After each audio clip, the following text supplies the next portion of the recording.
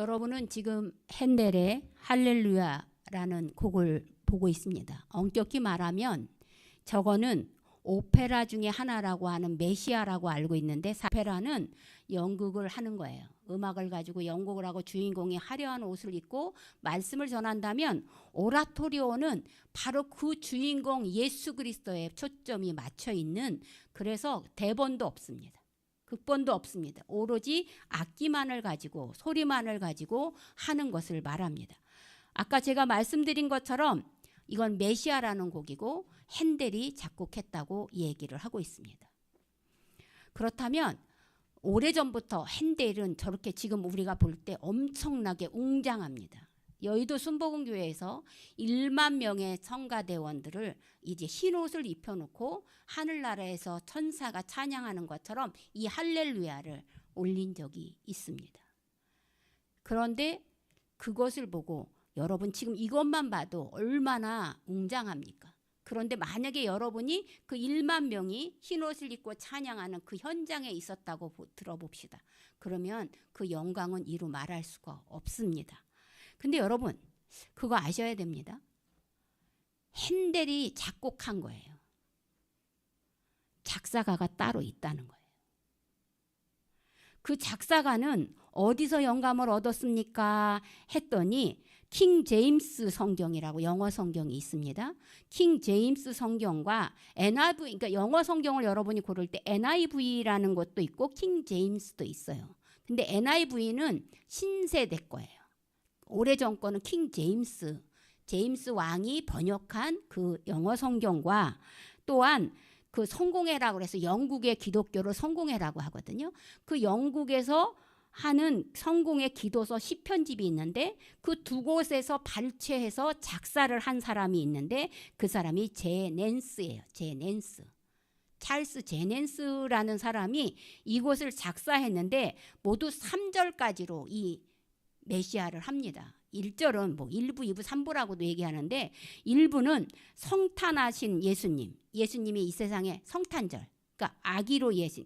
그래서 그게 이사야와 다른 예언자들의 예언으로 시작해서 누가복음 2장에 나오는 목자들이 하늘의 영광이여 땅에는 평화로다 하면서 할렐루야 할렐루야 이렇게 하는 그런 하늘의 영광이여 땅에는 평화입니다 이런 찬양이 1부에 나온다면 2부는 예수님이 십자가에 못 박혀 죽으는데 초점을 맞춰서 부활과 승천에 대한 얘기를 하는데 그게 나온 게 이게 할렐루야예요.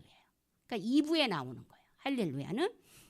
자, 3부는 아까 제가 찬양을 부를 때 죽은 자들은 그럼 어떻게 돼요? 라고 물어봤죠.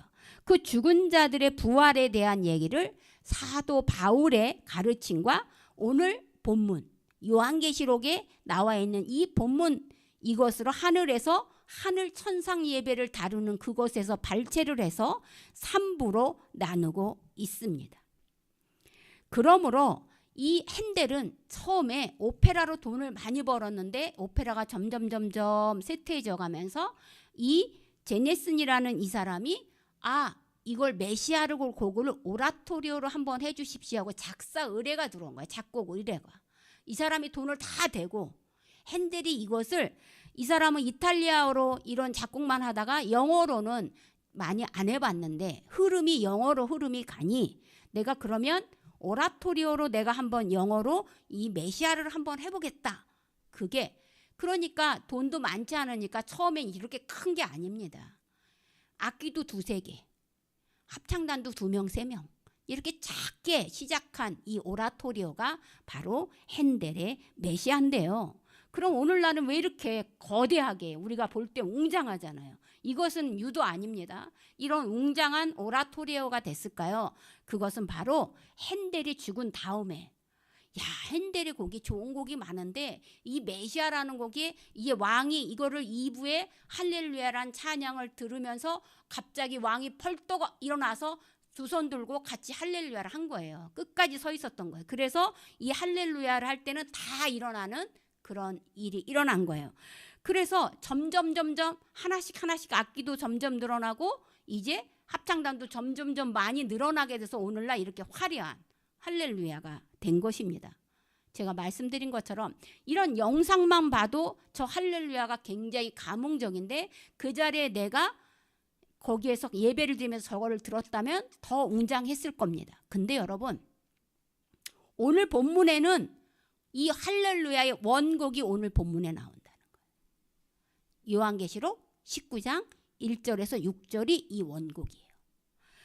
거기에 요한계시록에 보면 요한계시록을 우리가 10절까지 오늘 보기로 했는데 하나는 1절부터 6절에는 4개의 할렐루야가 나와요.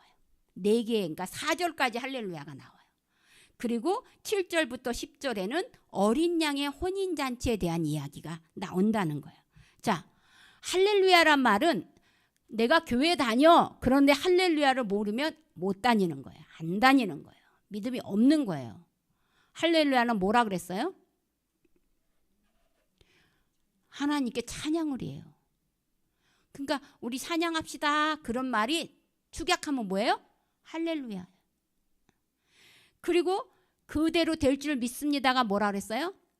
아멘이에요. 그러니까 할렐루야와 아멘은 떨어질래야 떨어질 수가 없고 기독교 신자라고 하면 그거 정도는 알아야 돼요. 자, 근데 여러분, 이 할렐루야가 성경에 많이 나올까요?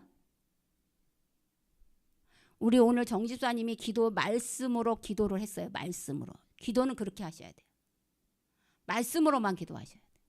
말씀으로 기도하는데, 자, 할렐루야라는 이 말이 성경에 많이 나올까요? 많이 안 나온다는 거예요. 그럼 어디에만 나오냐면 구약 성경에 한 권, 신약 성경에 한 권만 나와요. 그럼 이제 신약 성경은 이제 알았어요. 어디 나와요? 요한계시록 19장. 이거 4번 할렐루야 나온 게 끝이에요. 그 어느 책에도 할렐루야가 안 나와요. 여기만 나와요. 그럼 구약에는 어디에 나올까요? 이사야서요? 하나님한테 우리가 고백하는 거 뭐라 그랬어요? 시편. 시편에서 우리가 외워야 될 그 시편이 몇 편이에요? 23편. 그죠? 시편에 모두 할렐루야가 23번 나온다.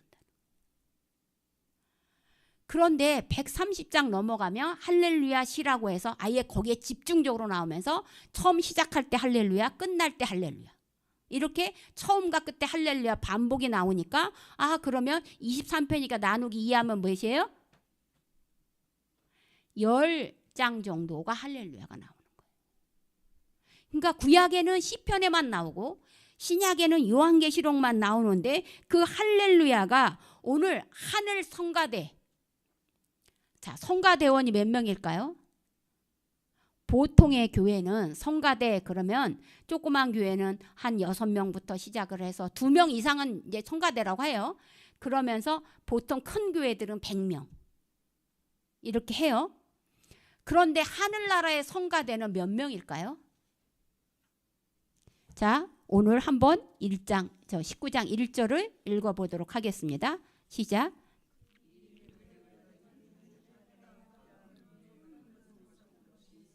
자, 몇 명이에요? 허다한 무리. 허다한 무리는 수학 선생님 계시니까 무한대예요. 엄청 세알일 수 없는 수. 그것이 하늘 성가대 대원들이에요. 그들이 나와서 첫 번째로 할렐루야 그러고 있는 거예요. 그 할렐루야가 뭐냐는 거예요. 그것이 1절에 구원과 영광과 능력이 우리 하나님께 있도다 이게요. 자, 왜 그러냐면 바벨론에 대한 심판을 기쁨으로 부르는 게 첫 번째 할렐루야예요. 바벨론은 뭐라 그랬어요? 큰 음녀라고 얘기했어요. 큰 음녀는 지금 누구예요? 요한계시록은요, 묵시록이라고 얘기했어요. 묵시록은 뭐냐면 사실 그대로 쓰면 걸리니까. 사실 대신 뭐로 쓰는 거예요? 비유로 쓴 거예요. 그래서 여러분 차에 타면 이렇게 물고기 무늬로 해가지고 이렇게 다니는 게 나는 기독교인이다라는 그런 증표예요. 그것처럼 뭔가 상징적이라는 거예요. 그러니까 지금 이 요한계시록의 편지를 받을 사람은 어느 시대에 살고 있는 거예요? 로마의 압제 속에 살고 있는 거예요. 그러니까 큰 바벨론, 큰 음녀는 누구예요? 로마예요. 근데 로마라고 하면 잡혀가는 거예요. 그러니까 로마라고 하지 않고 큰 음녀라고 하고 바벨론이라고 하는 거예요. 바벨론 이스라엘 백성에게는 아픈 기억이 있어요. 왜냐하면 나라가 망해갖고 노예로 끌려갔는데 그 노예가 어디예요? 바벨론이었어요. 그래서 바벨론의 삶은 그야말로 험난한 삶이었어요. 그래서 그 험난한 삶을 이제 거짓 선지자들은 뭐라고 얘기하냐면, 야, 2년이면 끝나. 가서 포로로 끌려간 거 이제 하나님께서 저 원수들을 바벨론을 물리치고 2년 후에 너희를 부를게. 가서 조금만 견뎌. 이렇게 얘기했어요. 근데 참 선지자인 예레미야 선지자는 아니야. 70년이야. 그러니까 거기서 결혼도 하고 땅도 사고 하루하루 열심히 살아. 그리고 70년이 지나면 너희들을 기억해내서 하나님이 끌어낼 거야. 누구 말이 맞았어요?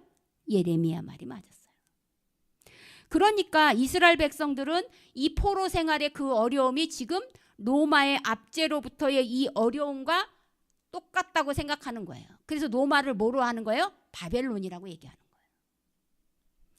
자, 왜냐하면 짐승보다도 못한 삶을 지금 살고 있어요. 짐승을 굶겨놓고 사람을 거기다 던져요.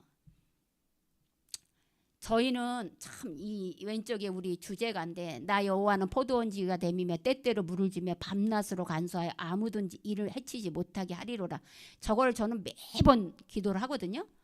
근데 저희가 전원주택이잖아요. 저희는 그냥 잘 잤어요. 근데 저희 마을의 단톡방에 난리가 났어. 왜냐하면 밤새 개가 짖어서 잠을 잘 수가 없었다는 거예요. 그래서 그 동네 사람들은, 전원주택 사는 사람들은 대부분이 개를 사랑하고 동물을 사랑하는 사람들이 많아요. 그래서 그 원인이 어디 있는가 하고 우리가 이제 등산하는 그 코스에 저기 고물을 주워다가 쌓아놓는 그런 이상한 집이 하나 있거든요. 그 집에 개가 엄청 많아요. 그러니까 쉽게 말하면 개를 키워서 개를 팔아먹는 사람들이야. 복날 개 잡아먹어야 돼. 한 마리에 30만 원씩. 그렇기 때문에 개를 많이 가둬놓고 하는 사람이 있는데, 그 개를 단백질이 근육질이 튼튼하게 하기 위해서는 개가 잠을 자면 안 된대요. 예전에 물 먹인 소가 있는 것처럼. 그래서 그 개를 깨우기 위해서 뭐를 틀었냐면 징을 계속 치는 거야. 그러면 그 징 소리에 막 개들이 반응하고 짖는 거야. 밤새. 근데 우리는 그걸 못 들었어요. 근데 마을 사람들 대부분이 잠을 못 잔 거야. 그래서 경찰을 대동해서 갔는데 약간 사이코인 거예요. 안 통하는 거예요. 그리고 그 어린 개를 묶어서 그 들판에다 놓고 모기가 다 뜯어먹어서 온통 상처 투성인 거야. 그렇게 개를 아주 그냥 혹독하게 다루는 사람이 있는 거예요. 그러니까 주인이 있는 개라 어떻게 할 수가 없어요. 바벨론의 포로 생활이 바로 이 개만도 못한 거예요. 그런 포로 생활을 하고 있으니 그 바벨론이 지금 큰 음녀가 세상의 권세를 누리던 자가 하나님의 심판으로 망하게 됐다는 거예요. 그러므로 권세를 가진 자는 망하고 고난을 받은 이스라엘 백성들은 구원을 받는다는 거예요. 그러니까 그건 기쁜 소식이에요, 안 기쁜 소식이에요? 그러니까 할렐루야를 해야 된다는 거예요. 구원을 받은 거에 할렐루야 하라.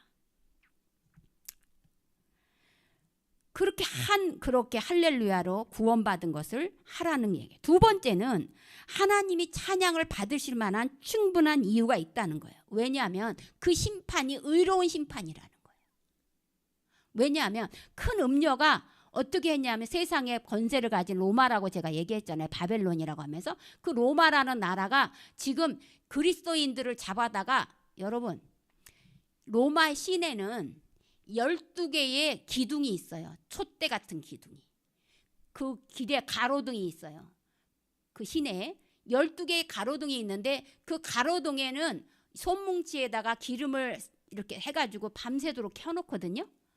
근데 그때 당시 지금 이 요한계시록 읽는 당시에는 그 손뭉치를 안 하고 예수 믿는 자들을 거기다 세워서, 우리 몸이 지방이에요. 그죠? 여기서부터 불을 지피는 거야. 그러면 다 타잖아요. 이 몸이 타들어갈 때까지 하루 저녁에 한 사람만 죽이면 돼. 그러면 그날은 몇 명 죽는 거야? 12명. 오늘 내가 잡혀가서 가로등이 될지 모르는 상황이란 말이에요. 그렇게 그리스도인들을 잡아다가 피를 흘리면서 그것을 보고 즐기고 있단 말이에요. 그러니까 하나님은, 다른 사람들은 그걸 보고 즐기며 웃고 있을 때 단 한 사람은 피눈물을 흘리고 참고 있어요. 그게 누구예요? 하나님인 거예요.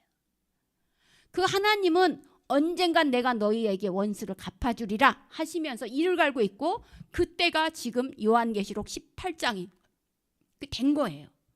그러니까 너희는 그 심판은 공의로운 심판이에요? 아니에요. 공의로운 심판이죠. 그 사람이 믿는 사람들의 피를 빨려 먹었으니까 하나님도 너에게 심판을 내리겠다는 거예요. 근데 그 사람들은 그리스도인들을 그렇게 태워 죽였어요. 그래서 이제 육신은 없는 거예요. 근데 하나님의 방법은 어떻게 되느냐면 죽이지 않아요. 죽이지 않고 뭐라고 돼요? 영원히, 여러분 거기에 뭐라고 돼 있냐면 3절에 보니까 두 번째로 할렐루야 하니 그 연기가 세세토록 올라가더라. 그를 태우면서 그 연기가 계속 세세토록 영원토록 타는 거예요. 계속. 우리는 하루만이면 죽잖아요. 근데 이 큰 음료, 하나님이 이렇게 죄를 갚아주는 이 사람은 죽지 않고 영원히 불에 타는 거예요. 그래서 아까 제가 말씀드린 것처럼 영원한 지옥불에 가든지 선택하라는 거예요. 그래서 그거를 보고, 우리들을 보고 니네들 한우성치였지, 근데 우리는 너희를 죽일 수 없어. 근데 우리 하나님이 대신 너희를 그렇게 죽이는 거야. 그거니 그걸 보고 어떡하라는 거야. 하나님의 공의로운 심판을 보고 할렐루야 외치라는 거예요. 하나님께 영광을 하고 외치라는 거예요. 두 번째, 억울함을 풀어줬다는 거예요. 자, 세 번째 할렐루야는 바로 어떻게 돼 있냐면, 바로 4절에 보면 24장로와 네 생물이 같이 합류합니다. 허다한 무리들이 할렐루야를 부르고 있는데, 수많은 무리가 부르고 있는데, 거기에 24장로와 이 네 생물은 바로 어린 양 옆에 있는 사람이고 하나님 옆에 비서처럼 했던 사람들인데, 이 사람들까지 합류하면서 지금 노래를 하는데요. 그 노래소리가 얼마나 아름다운지, 마치 뭐라고 돼 있어요? 6절 한번 보겠습니다. 6절. 또 내가 들으니 허다한 물의 음성과도 같고 맑은 물소리와도 같고 큰 우레소리와도 같은 소리가 난다 그랬어요. 거대한 무리들이 할렐루야라는 노래를 듣는데요, 마치 하모니가 너무 아름답게 들리는 거예요. 그래서 그 노래를 하는데 뭐라고 불렀다는 걸까요? 바로 전능하신 하나님이 통치하시도다. 6절 끝에 할렐루야 주 우리 하나님 곧 전능하신 이가 통치하시도다. 지금 하나님이 통치할 날이 왔다는 거예요. 그것을 감사함으로 해야 된다는 거예요. 지금 노마의 압제 속에서 죽지 못해 살아가고 있는 성도들에게 만약에 이 말씀이 선포돼요. 자, 하나님이 지금 통치하러 왔습니다 라는 그것이 퍼지면 그 사람들은 뭐라고 생각할까요? 고통을 당하고 있는데, 그렇지, 하나님은 전능한 분이었지, 그러므로 우리를 통치하시는 거지, 그렇지, 그분만이 우리를 통치하실 수 있지, 그렇지, 저들이 황제가 아무리 신이라고 해도 하나님만이 유일한 신이지, 그러면서 진정한 통치자를 할렐루야 하며 부르는 거예요. 이게 세 번째 할렐루야인 거예요. 애우지 않으셔도 돼요. 자, 근데 그러면 이렇게 하면서 할렐루야를 부르고 있는 거예요. 자, 그런데 그러면 사도 요한한테 왜 이런 환상을 보여주는 걸까요? 바로 7절에서 10절에 왜 보여주는지 나오는 거예요. 먼저 7, 8절을 한번 같이 읽어보도록 하겠습니다. 7, 8절입니다. 띄워주시고 같이 읽겠습니다. 우리가 즐거워하고 크게 기뻐하며 그에게 영광을 돌리세. 어린 양의 혼인 기약이 이르렀고 그의 아내가 자신을 준비하였으므로 그에게 빛나고 깨끗한 세마포 옷을 입도록 허락하였으니 이 세마포 옷은 성도들의 옳은 행실이다 하시더라. 자, 우리들한테 이 큰 소리가 뭐라고 얘기하냐면, 우리들한테 즐거워하고 크게 기뻐하라 그래요.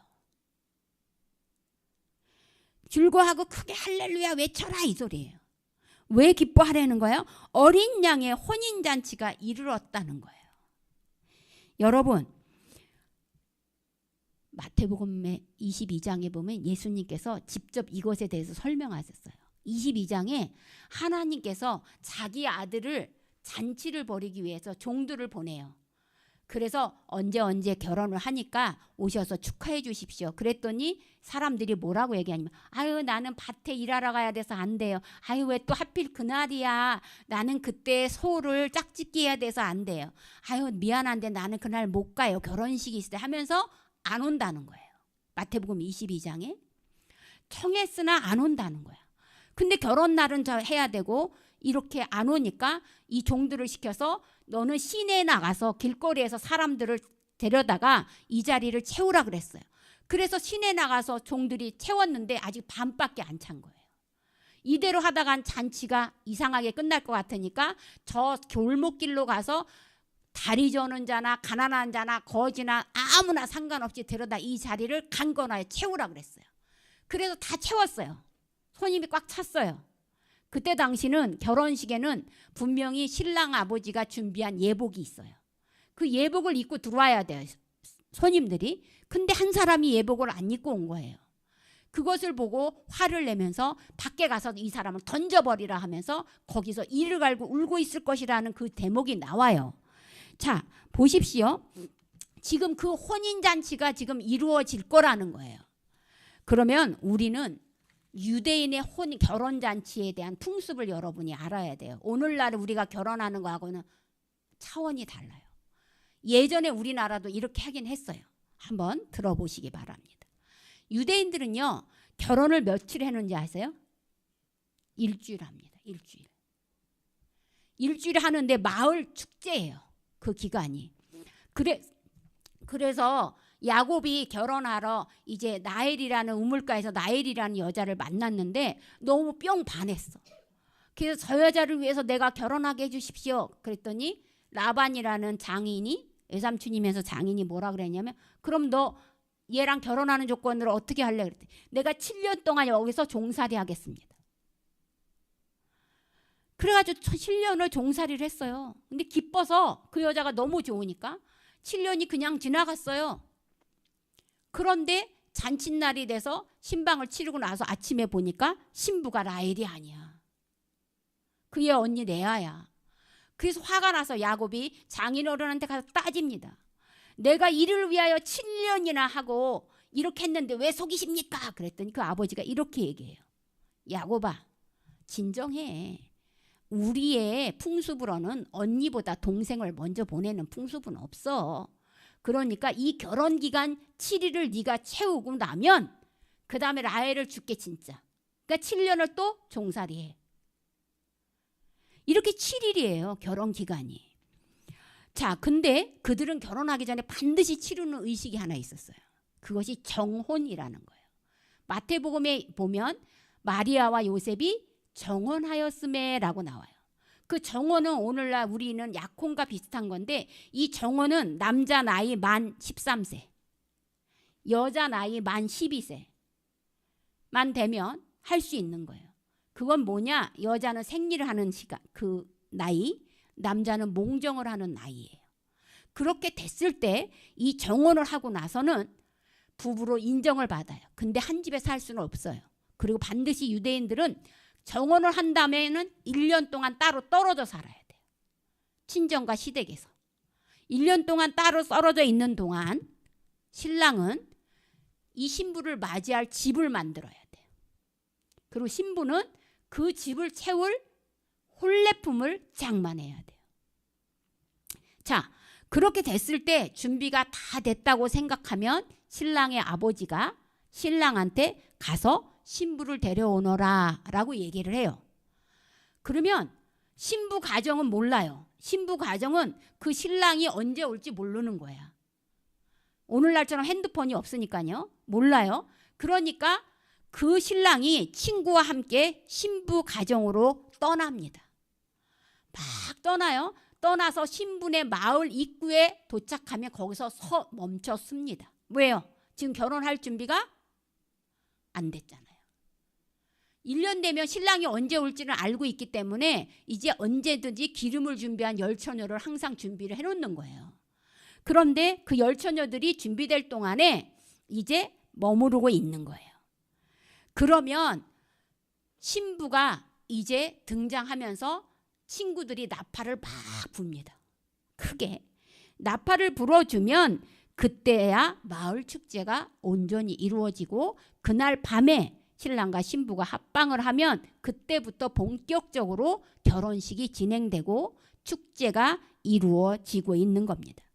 그러니까 결혼한 신랑 신부만 기쁜 날이 아니라 마을 거기에 참석한 결혼식에 참석한 모든 사람이 기뻐하고 즐거워하라는 거예요. 그래서 오늘 이 큰 음녀가 멸망당했으니 성도 너희들 모두는 이 혼인잔치에 참석하는 자들로 방해자가 없으니 기뻐하고 즐거워하라고 오늘 얘기하는 거예요. 이해되십니까? 자, 그런데 여러분은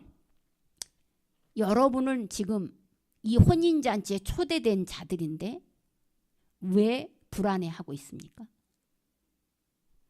여러분은 왜 혼인잔치에 초대된 자들인데 기뻐하고 즐거워만 해야 되는데 왜 염려하고 있습니까? 무엇으로 여러분의 마음이 낙심되고 있습니까? 무엇 때문에 넘어집니까?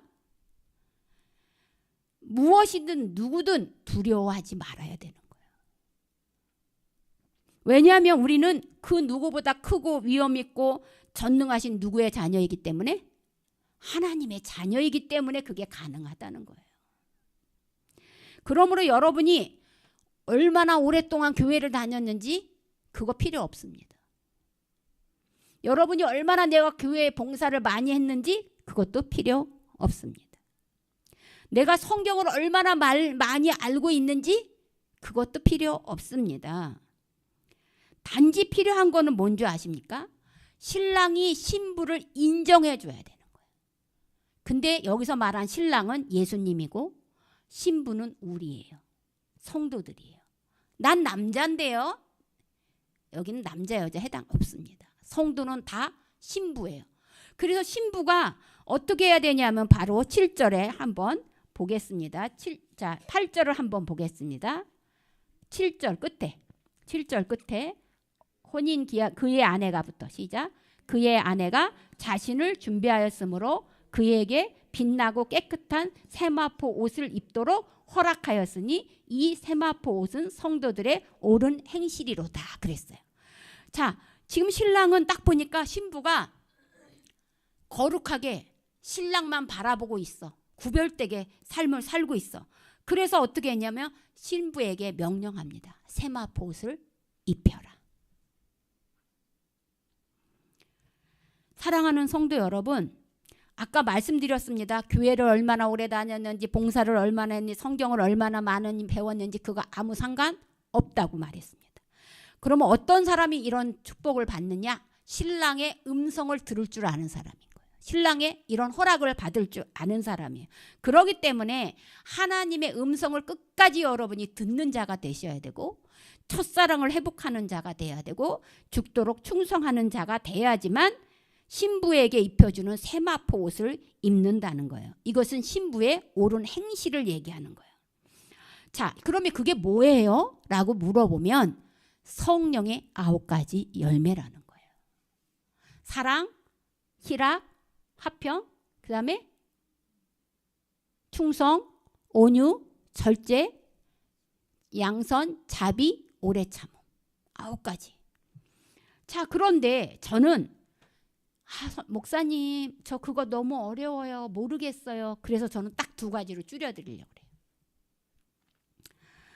어떤 저자는 이것을 들숨과 날숨이라고 표현하더라고요. 들숨과 날숨.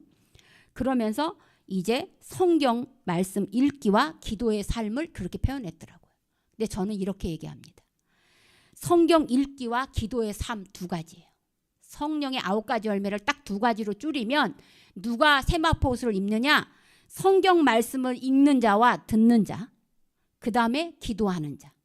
이런 사람들이 이 세마포 옷을 입는다는 거예요. 자, 그러면 성경을 읽는 것을 뭐라 그러냐면 듣는 삶, 기도하는 것을 말하는 삶이라고 해서 말씀을 듣기와 말하기를 반복하는 삶을 사는 자들만이 하나님께 구별된 삶을 사는 사람들이고 하나님의 백성으로 세마포 옷을 입는 사람인 것을 분명히 아시기 바랍니다. 그래서 여러분, 우리는 분명히 죽게 돼 있어요. 이 땅에 태어난 이상 안 죽지 않아요. 그때까지 성경을 듣는 일에, 성경을 읽는 일에 게을리하지 말아야 합니다. 그때까지 기도를 쉬는 죄를 범하지 말아야 된다는 거예요.